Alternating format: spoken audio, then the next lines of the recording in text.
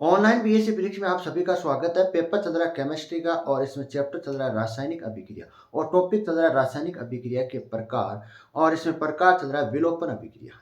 विलोपन अभिक्रिया में हमने एक प्रकार देखा है, विलोपन अभिक्रिया के एक प्रकार देखा हमने 1-2 विलोपन अभिक्रिया या बीटा विलोपन अभिक्रिया। इसमें क्या बनती है, 1-2 विलोपन अभिक्रिया में एल्किन बनती है और एल्किन जब बनती है इसके स्थायित्व के बारे में क्या है, दो नियम है। पहला नियम है ध्यान से देखना, सेथ-जेप का नियम।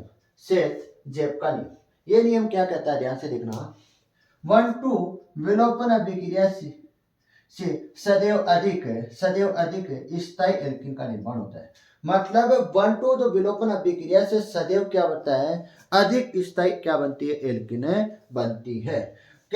कब बनती है अधिक स्थायी एल्किन, इसका कब बनती है ध्यान से देखना। उसमें क्या होना चाहिए अधिक स्थायी एल्किन में, इसमें अल्फा हाइड्रोजन की संख्या क्या होनी चाहिए, अधिक होनी चाहिए।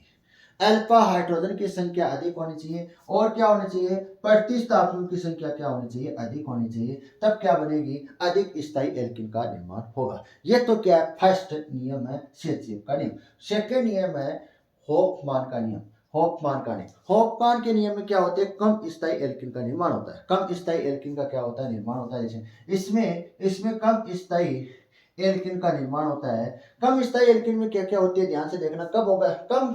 कब होगी कम स्थायी एल्किन, जिसमें अल्फा हाइड्रोजन की संख्या क्या होगी, कम होगी और प्रतिस्थापनों की संख्या की क्या होगी, कम होगी। तब क्या होगी, एल्किन का जो स्थायित्व है वो सबसे कम होगा। जैसे आपको दो एग्जांपल आपको नजर आ रहे हैं, यहाँ पर दो एग्जांपल आपको नजर आ रहे हैं। इन दोनों एग्जांपल को आप ध्यान से देखना। पहले मैं नंबर लगा देता हूँ। जैसे हेलोजन परिवार जुड़ा है, इस पर लगा दूं 1 और इधर भी है तो इसको भी 2 और इधर भी है तो इसको भी क्या लगाना पड़ेगा, 2 लगाना पड़ेगा। ध्यान से देखना। इसमें आप देखना यहाँ पर भी क्या 1 है, इसको हेलोजन से यहाँ से क्या दे दूं, 1 दे दूं। हेलोजन जुड़ा हुआ है और इधर भी तो क्या, इधर चले तो इधर पर 2 है, इधर चले तो इधर भी 2 है। तो ध्यान से देखना, पहला हम क्या पढ़ रहे हैं, हम पढ़ रहे हैं 1-2 विलोपन। 1-2 विलोपन, या तो इस कार्बन का तो हटेगा। अब कौन से कार्बन का हटाना, दूसरे वाला। इस कार्बन का हटाना या इस कार्बन का हटाना। मान लेते हैं इस कार्बन का हटा लेते हैं, इस कार्बन का हम क्या कर लेते हैं, हाइड्रोजन और हेलोजन को क्या निकाल लेते हैं, बाहर निकाल देते हैं। मतलब यहां पर 2 सिग्मा बंध क्या होंगे, टूटेंगे और किसका निर्माण होगा, यहां पर निर्माण होगा पाई बंध का।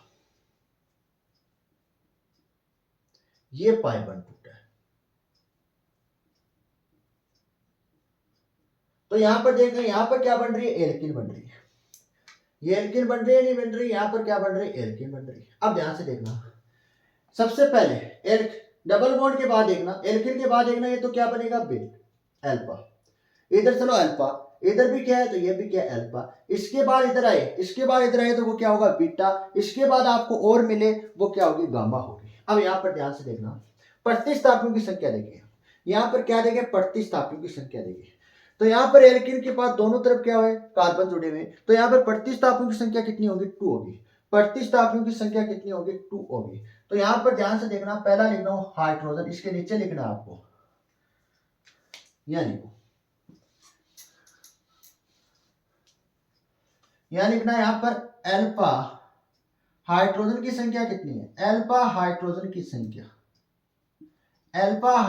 संख्या यहां पर कितनी है, 3। और यहां पर ही 3 है, 2 हाइड्रोजन तो ये और एक ये, कितने हो गए, 6 हो गए। कितने हो गए, यहां पर 6 हो गए। और प्रतिस्थापियों की संख्या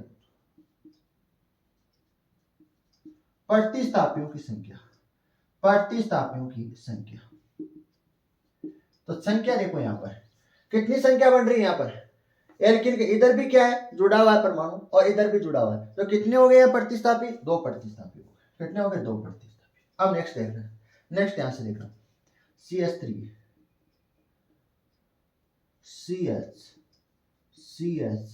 CH2 और ये हेलोजन परिवार जुड़ा हुआ। अब ध्यान से देखना, नंबर 2, नंबरिंग 2, इसको नंबर दे दो 1, इधर चलेंगे तो इसको 2, इधर चलेंगे इसको भी क्या मिलेगा, 2 नंबर मिलेगा। हमने क्या कर लिया, ये दोनों फर्स्ट कार्बन तो ये लिया और सेकंड कार्बन है। अब हम कौन सा कार्बन है, ये कार्बन है, ये कार्बन है। तो 2 सिग्मा बॉन्ड टूटेंगे और क्या होगा यहाँ पर 1 सिग्मा बॉन्ड, 2 सिग्मा बॉन्ड टूटेंगे तो यहाँ पर क्या होगा 1 पाई बॉन्ड का निर्माण होगा। तो बनेगा CH3 CS हाइड्रोजन माइनस बन CH डबल बॉन्ड CH2। अब ध्यान से देखना, इसमें क्या बन रही है, ये बन रही है एल्किन, बन रही है नहीं बन रही है, यहाँ पर एल्किन बन रही है, ये एल्किन बन रही है। तो यहाँ पर ये तो क्या है अल्फा है और ये क्या है बीटा है। और यहाँ पर ध्यान से देखना एल्किन के एक ही तरफ क्या चल रहा है, एक ही तरफ जुड़ा हुआ है, कार्बन इस तरफ उस तरफ नहीं है। तो यहाँ पर प्रतिस्थापियों की संख्या कितनी होगी, एक ही तरफ जुड़ा हुआ है तो प्रतिस्थापियों की संख्या कितनी, यहाँ पर 1 है। और यहाँ पर अल्फा हाइड्रोजन की संख्या कितनी है, अल्फा हाइड्रोजन की संख्या यहाँ पर कितनी है, ध्यान से देखना अल्फा हाइड्रोजन, ये रहा अल्फा, इसमें हाइड्रोजन की संख्या देखो कितनी है 2 है। तो 2।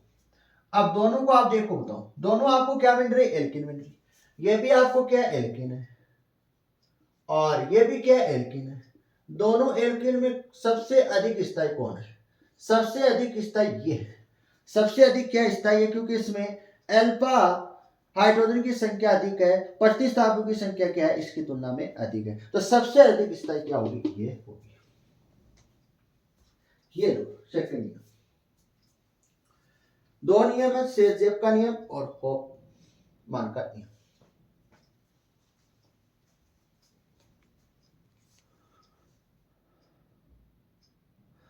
ये दोनों नियम क्या बताते हैं, एल्किन के स्थायित्व के बारे में बताते हैं।